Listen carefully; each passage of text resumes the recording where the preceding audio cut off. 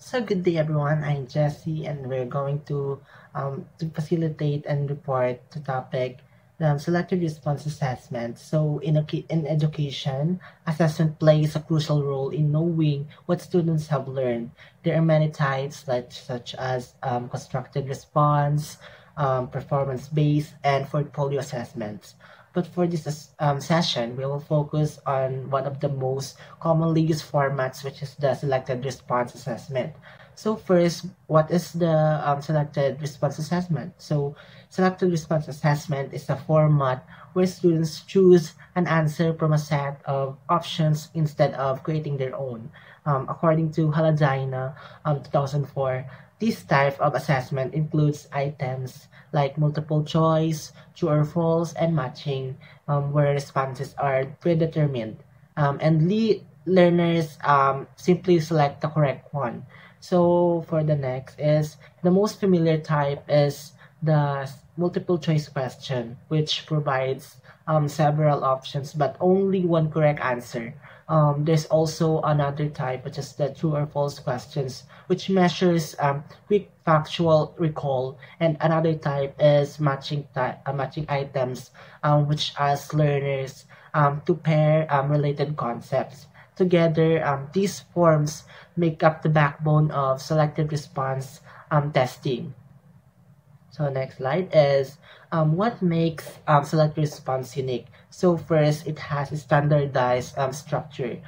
Everyone receives the same questions and choices. So results can be easily compared. And the second one is it allows objective scoring. There's a little room for bias because the answers are either right or wrong. Third, it is efficient. So teachers can test a wide range of topics in a short amount of time. So for our very last part, I will be presenting my sample test for in align with our VE 18 class, which is the principles and methods for teaching values education. So for our test questions, here is the question based on the Matatag Curriculum Grade 4 first quarter topic 3, which is the sariling tungkulin sa pagkilala sa karapatan ng kapwa-bata. Here is the question. Bilang isang mag-aaral, paano mo maipapakita ang iyong sariling tungkulin sa pagkilala sa karapatan ng kapwa-bata? So here, we can see the question which is form as multiple choice item, and here's the selection which is the letter A. Laging unahin ang sariling kagustuhan kahit hindi ito makabubuti sa iba. B. Makinig at magbigay galang kapag nagsasalita ang iyong kamag-aral. C. Pabayaan na lamang ang mga kaklase kahit sila ay inaapi. Ang letter D. Huwag pansinin ang mga kahilingan ng ibang bata dahil hindi ito mahalaga. And the right answer here is the letter B.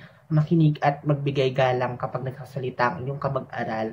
And the other selections are only the distractors or the not correct answers based on the multiple questions sample here. So to conclude, the selective response assessment is an assessment method where students choose from set answers. It is objective, efficient, and reliable, but it works best for measuring recall and understanding.